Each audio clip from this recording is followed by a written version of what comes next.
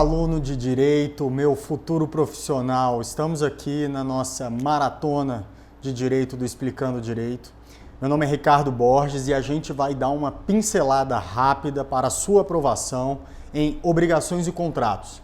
Então, obviamente, a gente vai precisar priorizar aquelas matérias essenciais, aquelas matérias que com certeza o examinador exigirá na sua prova. E a gente vai começar através dos contratos, ou melhor, através dando uma pincelada geral na teoria geral do negócio jurídico, que é essencial para a gente perceber o quê? Os vícios, tanto os vícios redibitórios quanto os vícios de consentimento. Vamos seguir aqui comigo na nossa tábua aqui do Explicando. A partir do artigo 104 do Código Civil, nós temos a nossa teoria geral do negócio jurídico. O que diz? Vamos refazer essa letra aqui, porque ninguém merece, né? Vamos lá, artigo 104. O que diz o nosso artigo 104? Que nós temos que ter um agente capaz. Nós temos que ter um objeto. Objeto que? Lícito, possível, determinado ou determinável. E, por fim, nós temos que ter uma forma. Forma prescrita ou não defesa em lei. Só que, caros alunos, prestem atenção. Internamente ao elemento da forma, nós temos o requisito da vontade, implicitamente. Porque o Código Civil, ele fala apenas em agente capaz. Nós sabemos que a capacidade é adquirida plenamente aos 18 anos, mas não basta sermos capazes, precisamos ir além. Você pode ser plenamente capaz e ainda assim firmar um negócio sem o devido consentimento, com vício, portanto, na sua vontade. É aí que nós temos, portanto, a teoria dos vícios de consentimento. Pois bem, essa teoria dos vícios do consentimento, ou melhor, os vícios de consentimento propriamente dito, são aqueles constantes do artigo 138 e seguintes do Código Civil. Nós temos o vício, por exemplo, de erro ou ignorância. O primeiro desses vícios. O que é o vício de erro ou ignorância? É aquele vício em que há um erro considerável e perceptível no elemento da vontade. Veja bem, a teoria que o nosso ordenamento adotou é a teoria da vontade externada e não de uma vontade interna não externada. Ou seja, não basta que a pessoa queira ou tenha vontade se ela não exprimir. É a partir da manifestação dessa vontade que o ordenamento jurídico dá força jurídica para esse elemento, no caso, a vontade. Então, se você fizer um negócio, e é bastante comum, você faz um negócio que contém uma cláusula que não expressa corretamente a sua vontade real, a vontade de acordos preliminares, de conversas anteriores havidas com a outra parte. Você tem aí um problema nesse negócio, vocês precisam resolver e isso eventualmente pode gerar alguma nulidade desse negócio. Mas vamos voltar para os nossos vícios, os vícios de consentimento do negócio jurídico constantes do artigo 138 e seguintes do nosso Código Civil. Esse vício de erro ou ignorância, ele precisa ser considerável, ou seja, não basta um viciozinho simples e qualquer, fútil. Por exemplo, a diferença de uma cor de um objeto, a não ser que essa cor seja um elemento imprescindível naquele caso. Então, varia muito de caso para caso. Esse elemento, portanto, tem que ser considerável. Não basta ser considerável, ele precisa ser perceptível. E aí vem a vontade externada. Se for um elemento que está dentro do subconsciente de uma das partes, isso não pode ser elemento apto a invalidar um negócio. Vamos ver como exemplo, por exemplo, a questão da OAB, em que uma pessoa compra um faqueiro, acreditando ser de prata, quando na verdade era de cobre, era de um material muito menos nobre. As várias peculiaridades do caso do enunciado nos dão a entender que não houve vício algum, mas o principal deles, além deles estarem num evento beneficente, é o fato de todas aquelas percepções e aquelas vontades, na verdade, de uma das partes, que em tese havia sido prejudicada, mas quando na verdade não foi, elas todas estavam no subconsciente dessa pessoa. Então, na verdade, quando o examinador ele coloca no enunciado, ele deixa bem claro que ela em momento algum externou a vontade dela. Portanto, não basta uma vontade interna que não foi manifestada. Tudo bem? Esse, portanto, o nosso primeiro vício de consentimento, vício de erro ou ignorância. Aí a gente vai além. O segundo erro, por exemplo, seria o erro de dolo. O dolo, também conhecido doutrinariamente como erro provocado. Portanto, nesse caso aqui, a outra parte, de alguma forma, induz uma das partes ao erro, seja através de alguma conversa em que se falou algo dúbio, seja através de uma cláusula contratual que não foi muito clara no seu contexto. Portanto, o dolo podemos interpretá-lo como um erro provocado. Beleza? Utilização de algum artifício malicioso, enfim. Vamos voltar para a nossa tábua aqui para a gente continuar o nosso estudo. A gente já falou do erro / ignorância. Nós falamos do dolo. Temos ainda a coação, estado de perigo,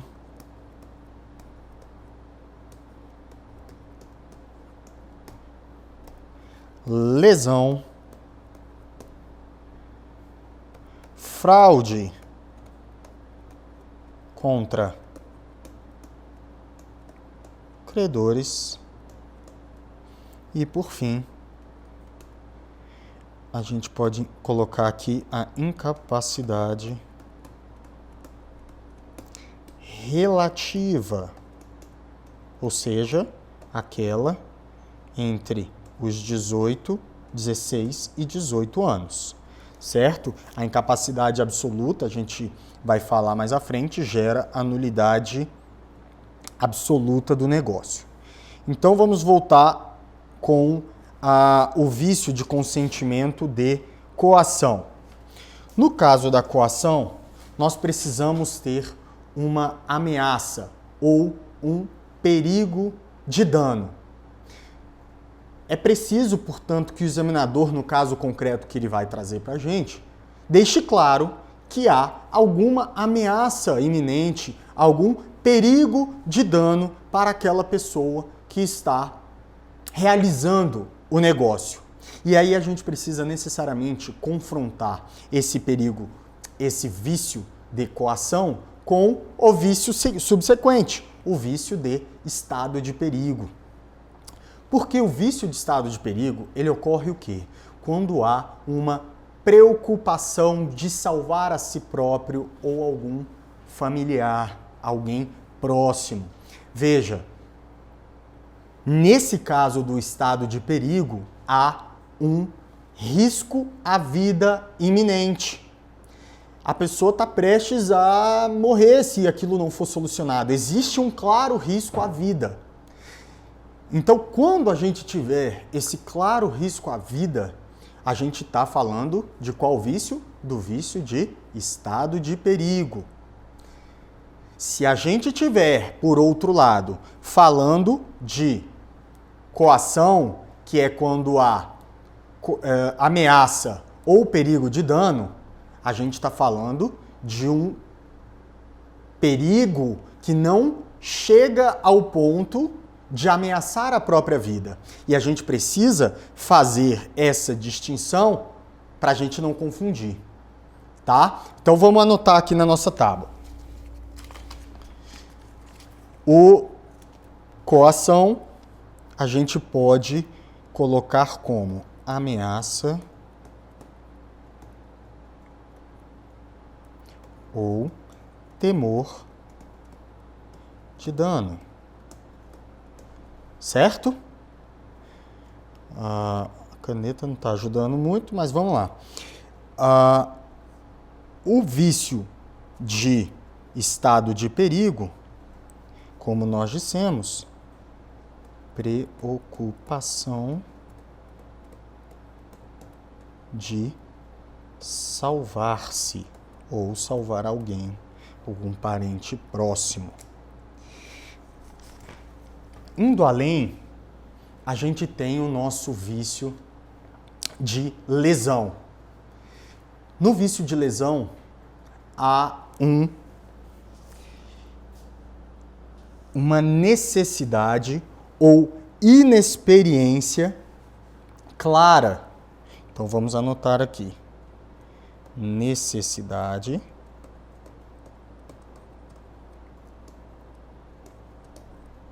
ou inexperiência. Mais uma vez, a gente precisa voltar e comparar com o vício de estado de perigo.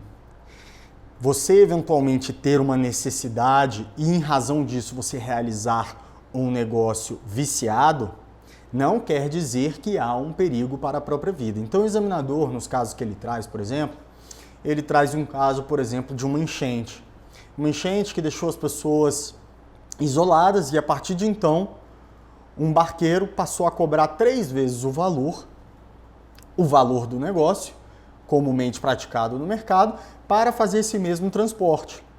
Nesse caso, há uma clara necessidade, as pessoas realizam esse negócio e aceitam esse valor em razão da clara necessidade dessas pessoas. Mas não há um risco de vida aí. Diferente, por exemplo, do caso em que o examinador traz do rapaz que está em um voo, o familiar dele passa mal e o médico a bordo cobra um valor também vultuoso para realizar ali um atendimento. Nesse caso, caso não realizado esse atendimento, haverá um claro vício à vida.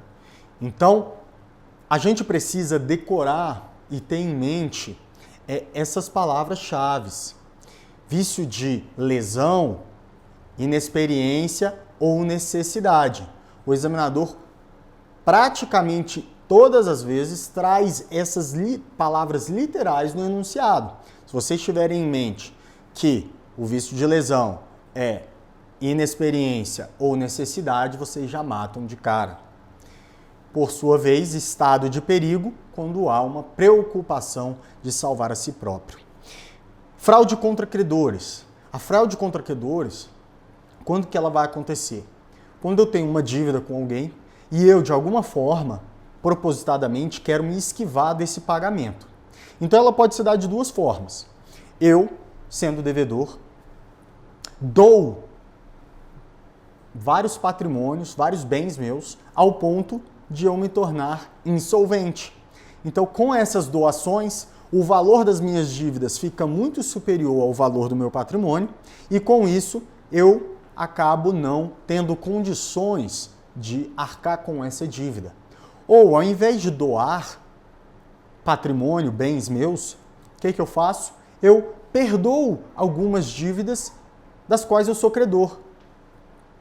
Ao perdoar essas dívidas, eu tinha uma expectativa de ter condições financeiras para eventualmente quitar alguma dívida que eu tenho. Quando eu perdoo essas dívidas, eu perco completamente essa capacidade de solucionar, de quitar, solver todas essas dívidas.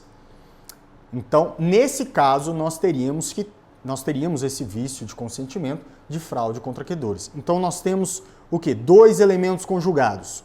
Ou perdão de dívidas ou doação de patrimônio, somado a uma insolvência. Ou seja, somado a um estado em que as minhas dívidas superam os meus créditos, o meu patrimônio. Tá certo? Gente, esses são os nossos vícios de consentimento. Falando de uma forma rápida e célere, como precisa ser aqui da nossa revisão. Todos esses vícios que nós abordamos aqui, eles são vícios de nulidade relativa. Vamos voltar aqui na nossa tábua, porque a gente precisa falar sobre isso. Esses vícios de nulidade relativa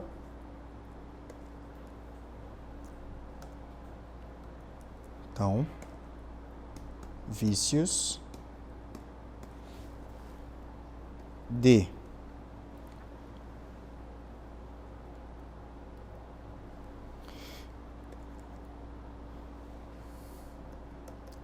tô apanhando aqui para esse tabuleiro, mas a gente consegue, vamos lá. Nulidade relativa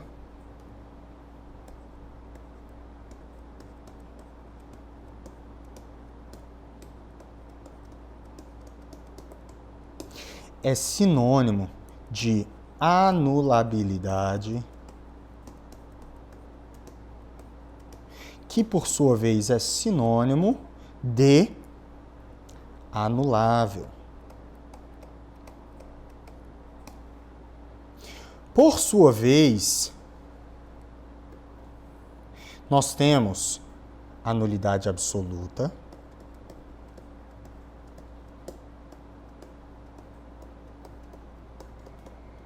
temos ainda apenas nulidade e temos, por fim, nulo. Esses vícios, quando um negócio contém os vícios de nulidade relativa, ele gera efeitos no mundo jurídico. Havendo anulação posterior, esses vícios são nulificados e têm efeito ex nunc, não retroagem. Então, enquanto o contrato gerar efeitos no mundo jurídico, ele vai gerar consequências. Por seu turno, os vícios de nulidade absoluta nunca geram efeitos. Nós temos aqui o efeito ex tunc. Mas beleza. Onde que eu quero chegar, voltando aqui para a câmera, onde que eu quero chegar com toda essa explicação dessa nomenclatura que parece a princípio desnecessária, mas ela é essencial, porque o examinador ele vai te trazer algum vício de consentimento ou mesmo um vício redibitório que a gente vai falar logo em seguida e vai falar que esse contrato é nulo. A questão já está errada por aí, porque esses vícios que nós falamos, os vícios de consentimento, os vícios redibitórios, eles geram nulidade relativa. Portanto, o examinador tem que falar em anulabilidade, nulidade relativa ou anulável. Se o examinador falar que é nulo, a nulidade é absoluta, a nulidade é de pleno direito, tudo isso quer dizer o quê? Que seria uma nulidade absoluta. Mas como não é essa consequência jurídica legal para esses vícios, a questão já estaria errada por aí. Então, a gente precisa se ater e se preocupar com essas nomenclaturas, com esses termos específicos. E ter em mente, se o examinador, por exemplo, falar em nulidade, ele está falando nulidade absoluta. Ele tem que falar nulidade relativa para nós compreendermos que ele está falando exatamente de uma nulidade relativa, tá certo? Se ele fala só nulidade, a gente tem que compreender como absoluta. Tendo em vista essa nomenclatura, vocês já vão conseguir eliminar várias questões que o examinador vai querer questionar e saber se vocês compreenderam exatamente isso, tá certo? Mas vamos ter em mente o quê? Qual é a razão? Por qual razão o examinador entende que esses contratos são válidos? Aparentemente soa que ele está querendo favorecer alguém que agiu errado, mas não. Esse contrato, esses vícios de nulidade relativa, eles são considerados leves. Eles são considerados como possíveis de existirem no ordenamento. Vejam vocês esse caso do estado de perigo, do rapaz que contrata um médico durante o voo e que paga um valor acima do valor de mercado por conta disso. É possível que essa pessoa se sinta plenamente satisfeita com o negócio que foi firmado, por mais que ela tenha pagado muito mais por aquilo. A gratidão, eventualmente, dos efeitos de ter conseguido salvar, de ter realizado um pronto atendimento. Então, na verdade, os vícios de nulidade relativa, eles só vão ocorrer, esse contrato só será nulificado se a parte que se considerou prejudicada questionar e impugnar. Então, eles geram normais efeitos e é exatamente para proteger a parte de boa-fé que esses vícios têm normal validade. Tá? A gente tem que ter em mente o quê? O princípio da conservação dos negócios jurídicos. Um princípio que norteia o direito privado, norteia a autonomia privada. Feitos esses necessários esclarecimentos sobre a correta nomenclatura, a gente finaliza os vícios de consentimento dizendo que, finalizando com os vícios de nulidade absoluta. Se vocês forem no artigo 166 do Código Civil, haverá um rol. Um rol de vícios. Esse rol traz os vícios de nulidade absoluta. Então, diferentemente dos vícios de nulidade relativa sobre os quais acabamos de falar, esse rol do artigo 166 traz os vícios de nulidade absoluta. Quer dizer o quê? Se ocorrer algum desses vícios, é impossível do negócio convalidar, ou seja, passar a valer, passar a surtir efeitos. É um vício muito grave que não tem como ele ser sanado.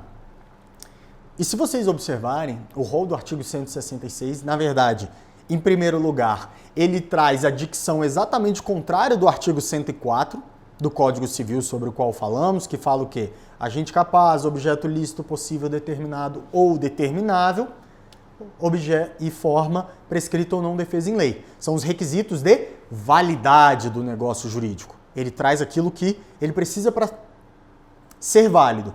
Já o artigo 166, que traz um rol desses vícios de nulidade absoluta, ele traz exatamente o oposto do artigo 104, daí a importância de pegar e compreender exatamente o artigo 104, e ele traz o quê? Alguns vícios que, se vocês observarem bem, na verdade, há um conluio das duas partes em gerar algum efeito ilícito.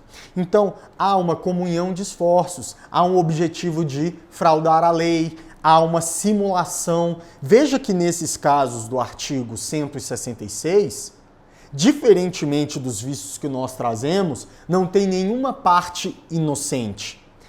Ambas as partes, de alguma forma, têm algum objetivo ilícito. Então, Daí vocês já podem, ao invés de decorar, vocês compreendem essa lógica, e quando se chegar uma questão de vícios, vocês vão observar o quê? Há ou não conluio? As duas partes estão ali de má fé, ou uma simplesmente realizou um negócio porque precisava, porque estava em situação de perigo, porque tinha necessidade, porque era inexperiente.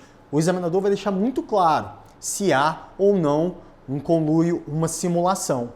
Perfeito? Se houver nulidade absoluta, não tem como convalidar.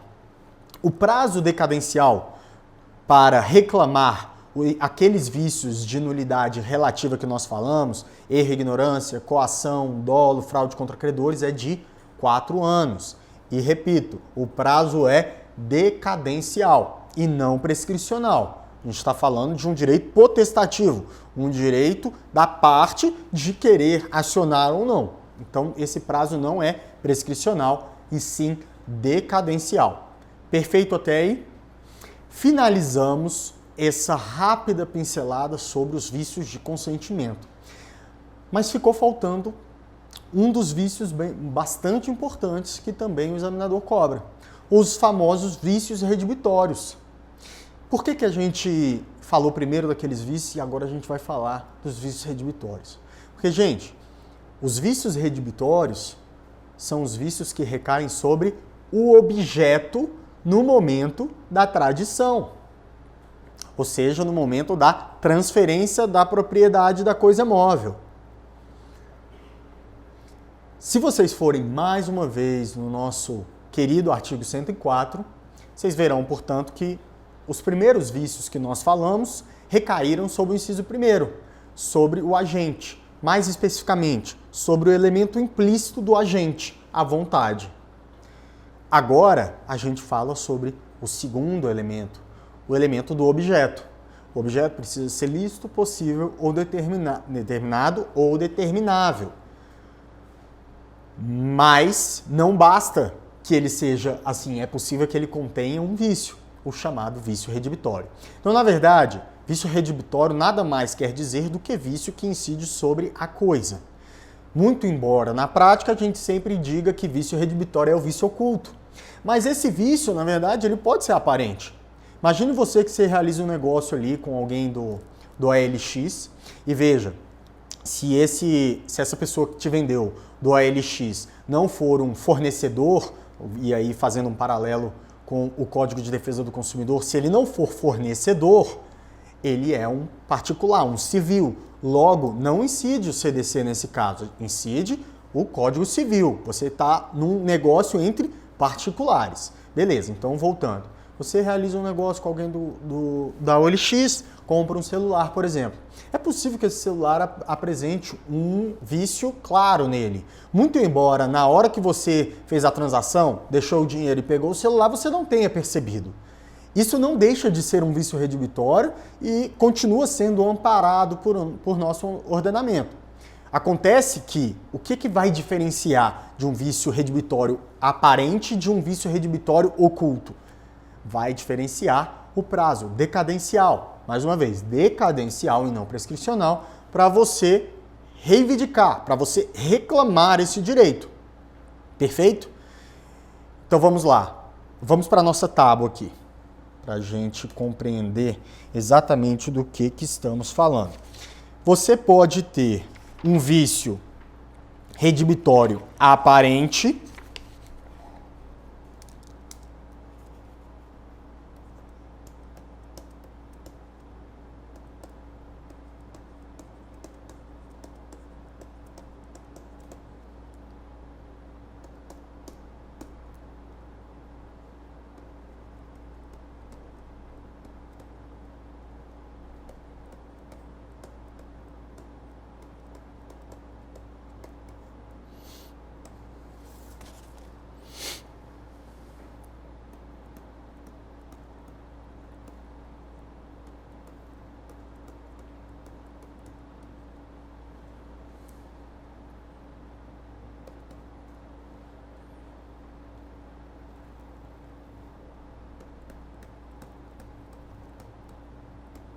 Quais são as consequências, gente?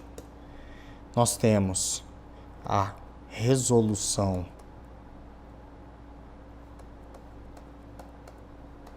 do negócio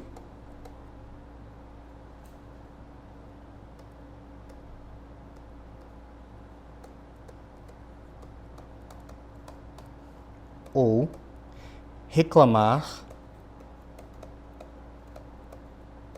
perdas e danos.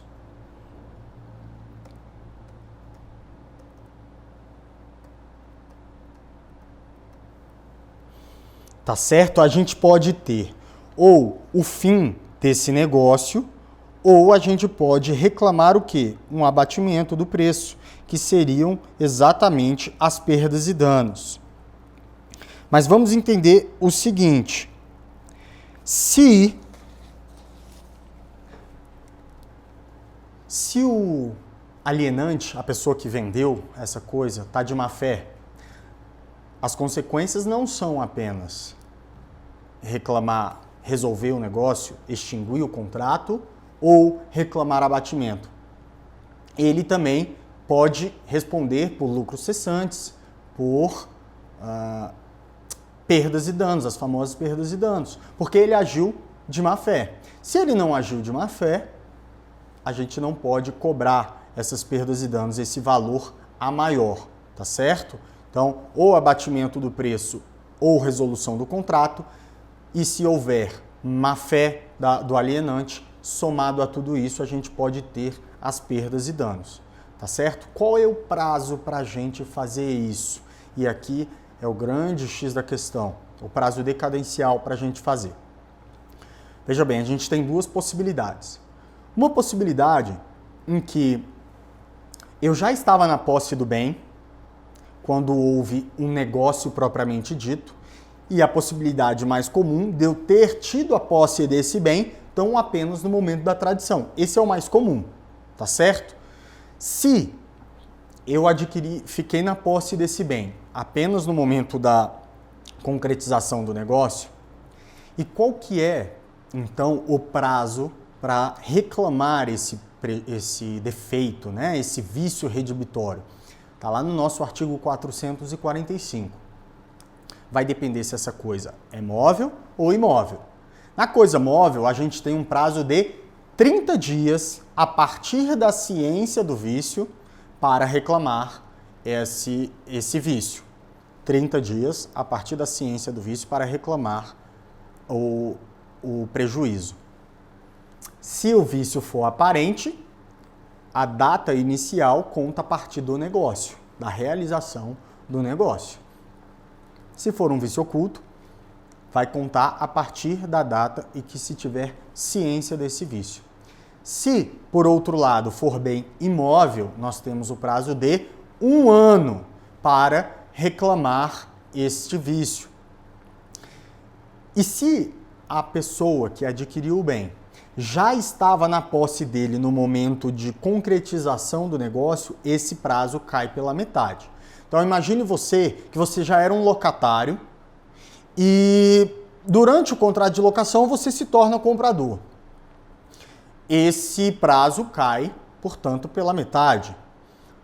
Por outro lado, se você estava na posse de um celular de algum parente, você usou ele durante um tempo e depois você resolveu comprar esse celular. Você já estava na posse desse bem, portanto, quando você efetivamente compra, você tem um prazo diminuído pela metade. Mas atenção, em qualquer dos casos, seja já estando na posse, seja só tendo a posse no momento efetivo da concretização do negócio, você tem um prazo máximo para pleitear esse vício. Porque veja bem, a gente objetiva sempre a segurança jurídica das partes, a gente objetiva, inclusive ao final, a paz social, certo? Um dos objetivos lá da nossa Constituição. É preciso ter um momento final, um ponto final para as partes reclamarem, sob pena de 10 anos depois a parte querer invalidar o negócio por meio de um vício redibitório que consta da coisa? Claro que não. Então, o que o legislador entendeu? Ele colocou um prazo final, até mesmo pressupondo o seguinte: bom, a partir desse prazo, é possível que esse vício tenha gerado da própria má utilização da coisa. Então ele parte dessa concepção. Se a coisa for móvel, qual é o prazo decadencial máximo para que um vício venha a acontecer? Veja, mesmo oculto. O prazo máximo é de 180 dias da tradição. Por sua vez, nos bens imóveis, o prazo máximo é de 1 ano. No primeiro caso, 6 meses praticamente, e nesse segundo caso, 1 ano. Perfeito? Então, esse é o prazo máximo que a parte tem para eventualmente reclamar um vício redibitório. Passado esse prazo, a parte não tem mais o direito de reclamar.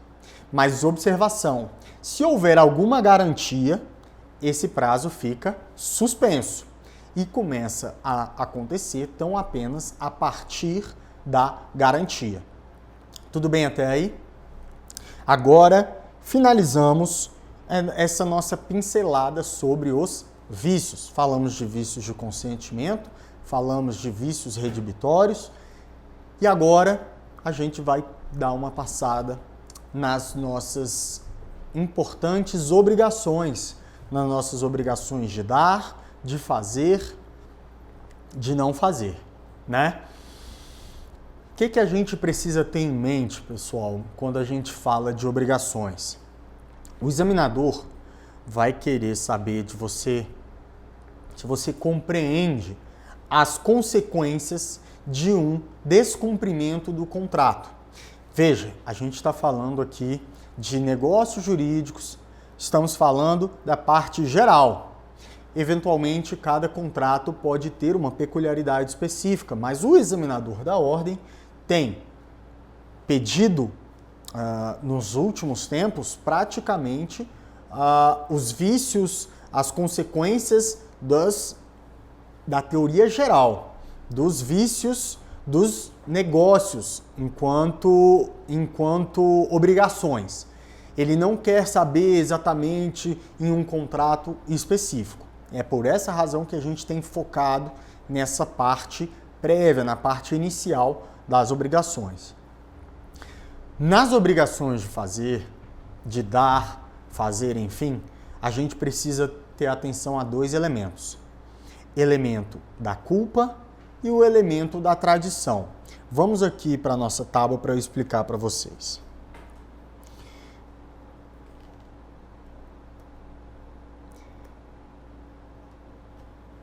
Vamos imaginar uma linha do tempo.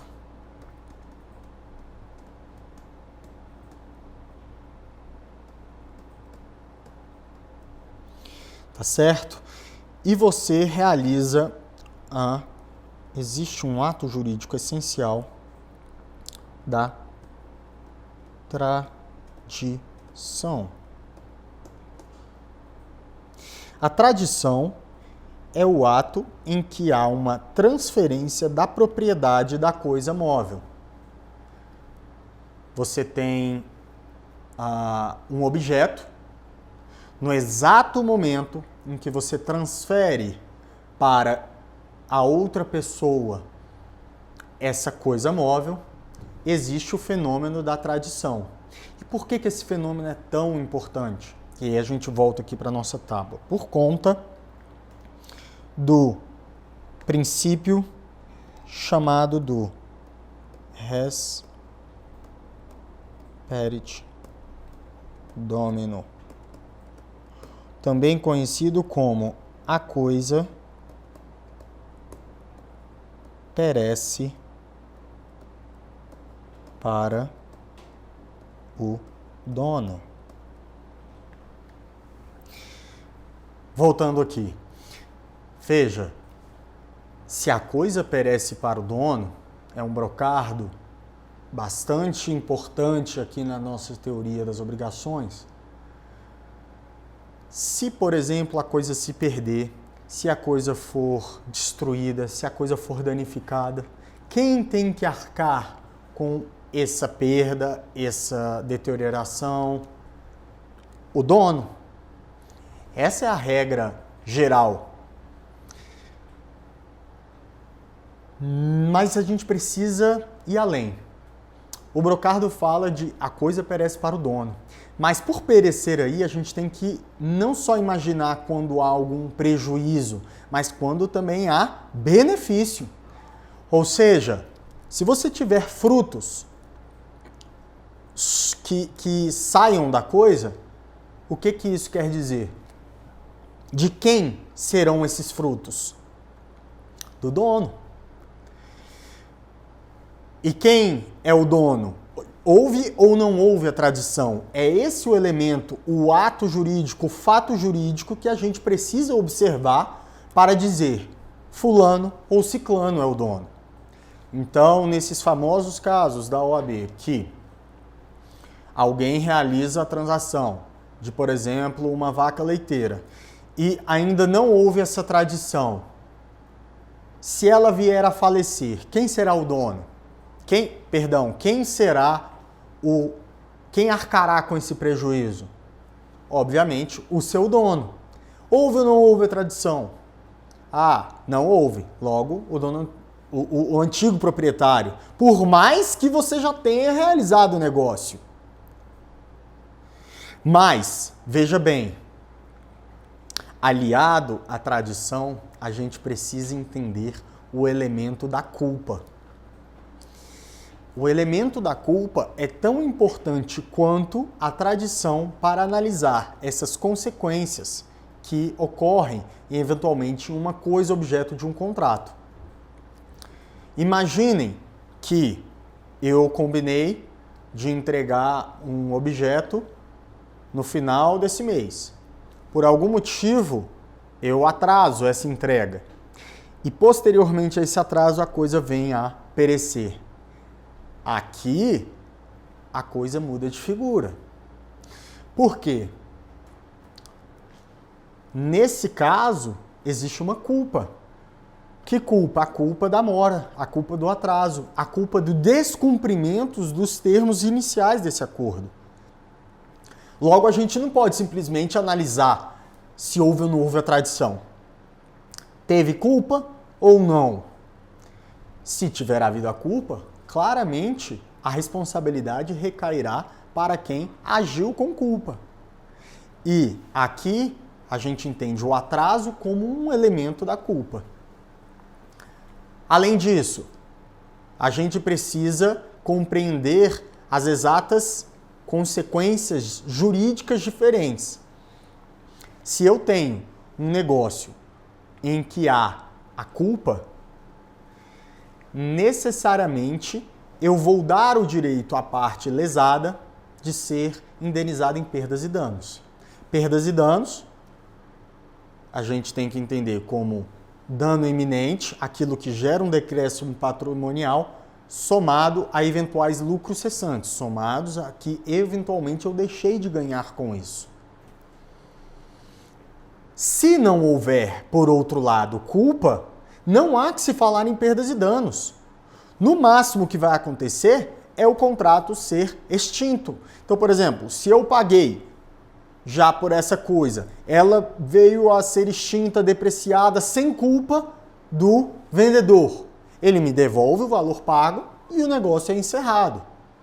Mas ele agiu com culpa? Bom, então nesse caso, além de eventualmente ter que me devolver, ele pode arcar com perdas e danos. Tendo claro essa diferença, vocês já eliminam inúmeras questõezinhas que o examinador vai trazer, porque ele vai trazer um enunciado que há culpa ou não há, e nas questões, em uma ou duas, quase sempre ele traz, dizendo que haverá ou não perdas e danos. Ou seja, ele está dizendo que necessariamente, se ele está cobrando perdas e danos, ele está dizendo que houve culpa, mas se o enunciado trouxer que não houve culpa, questão errada, já dá para eliminar direto. Então, gente, na verdade, ao invés de nós ficarmos decorando os artigos, quando houver depreciação da coisa e não tiver havido a tradição, vai acontecer isso. O melhor a se fazer é a gente entender a lógica da coisa. Primeira orientação, res perit domini, a coisa perece para o dono. A coisa ainda está em meu poder? Sim. Está na minha posse? Sim. Logo, se ela vier a perecer, a acabar, eu vou arcar com isso. Houve culpa ou não houve culpa? Bom, houve. Nesse caso, tem direito a perdas e danos. E quem foi o responsável por essa culpa tem que arcar com esses encargos. Sobre obrigações de dar, fazer e não fazer, sempre vai incidir essa mesma lógica. A gente estava falando sobre as obrigações de dar, certo? A gente pegou como elemento ali algum objeto sendo transacionado. Mas se você tiver uma obrigação de fazer que deixou de ser cumprida por culpa de uma das partes, aí você tem as mesmas consequências. O negócio é extinto e a parte ainda tem que arcar com perdas e danos. Tendo em mente esse cenário geral, vocês vão conseguir resolver grande parte das questões de obrigações de vocês, tá certo? Então, aliem essas grandes sacadas ao conhecimento já estudado e adquirido por vocês, que vocês vão arrasar na parte de obrigações. Para finalizar aqui o nosso conteúdo, importante falar uma seguinte dica também de obrigações, sobre obrigações solidárias. Gente, obrigações solidárias, vocês têm que ter em mente, decorado, que a solidariedade não se presume. Anotem aí no caderno de vocês. A solidariedade não se presume. Isso quer dizer que, se o enunciado não trouxer que há uma solidariedade, eu não posso presumir a solidariedade. Vamos relembrar aqui o que é a solidariedade, antes de mais nada? Solidariedade pode ser ativa ou passiva. Solidariedade ativa quando eu tenho uma solidariedade no polo ativo contratual, ou seja, credor. Solidariedade passiva, por sua vez, quando eu tenho um conjunto de devedores. E o que quer dizer? Não basta ter um conjunto de devedores ou credores. Quando eu falo que há uma solidariedade, eu estou dizendo que, no caso do devedor, que um devedor vai ser obrigado a arcar com a dívida por inteiro. Um exemplo, dívida de R$1.000. Eu tenho 2 devedores. Se a dívida não for solidária, cada um tem que arcar com R$500. Mas se houver solidariedade, ambos têm que arcar com o todo, no caso R$1.000. É claro que se um paga esse valor, o outro não vai ser obrigado a pagar o credor, senão ele vai se enriquecer ilicitamente. Ele vai ser obrigado a ressarcir o devedor que arcou com a parte dele. Mas isso é um benefício do credor de poder cobrar a dívida por inteiro de qualquer dos devedores. O mesmo se dá na solidariedade ativa. Na solidariedade ativa, vamos imaginar o mesmo exemplo. Eu tenho um crédito de R$1.000 deles. Se não houver solidariedade, eu tenho que entender que um tem direito a R$500 e outro a R$500. Logo, essa pessoa apenas pode cobrar os R$500, a sua parte do crédito. Agora, se há solidariedade, qualquer um deles tem a prerrogativa de cobrar a dívida por inteiro dos devedores. Então ele vai lá e cobra os 1.000. É óbvio, se ele consegue o valor integral, o outro credor, tem direito de cobrar dele o valor que ele recebeu da cota parte do respectivo credor. Perfeito? Relembramos aqui rapidamente no que consiste a solidariedade. E aí, a observação que eu quero fazer para vocês é: a solidariedade não se presume. O examinador vai trazer casos em que vocês vão se confundir, que vocês vão achar, porque vocês vão pensar no íntimo de vocês que não seria justo que uma pessoa arcasse completamente com aquela dívida. Mas, se falou ou não falou solidariedade? Se não falou, eu não posso presumir que há. Um exemplo, 2 namorados compram um automóvel. No meio do pagamento, eles se separam. E aí, o credor deles, o vendedor, resolve cobrá-los. De quem que ele vai poder cobrar? Ele vai poder cobrar de quem, por exemplo, ficou com o carro, ou com quem que... Não. Qual que é a inteligência aqui do artigo, da questão? O enunciado não falou de solidariedade. O fato deles terem sido ou serem namorados ainda não quer dizer que eles são responsáveis conjuntamente pela dívida. Cada um tem a sua parcela de responsabilidade. Nesse caso, portanto, a resposta qual seria? Que esse credor, esse vendedor, teria o direito de cobrar metade de cada um. Agora, se ele fala que eles firmaram um negócio com solidariedade, ele poderia cobrar dos dois integralmente. Aqui que está o X da questão, porque a gente não pode presumir a solidariedade, mas o examinador vai te trazer um caso que você vai fazer te achar justo entender pela solidariedade. Perfeito? E aí, fazendo um paralelo aqui com o contrato de fiança. Rapidamente, contrato de fiança, contrato acessório que garante alguma outra dívida, algum contrato. Você tem uma locação, você tem um empréstimo, você faz uma fiança para garantir esse contrato principal. Na fiança, esse contrato acessório, eu tenho que presumir a solidariedade dos fiadores. Veja, foge da regra geral. Aí a gente já está entrando numa regrinha específica da fiança. Mas, falando de obrigações, genericamente eu não posso presumir essa solidariedade. Aproveitando que estamos falando do contrato de fiança, eu preciso abordar o quê? Um elemento muito importante. Benefício de ordem.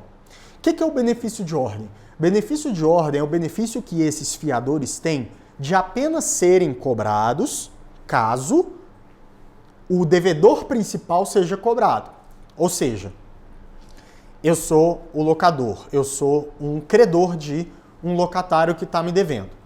Eu só posso cobrar os fiadores desse contrato se primeiro eu cobrar esse locatário, esse devedor principal.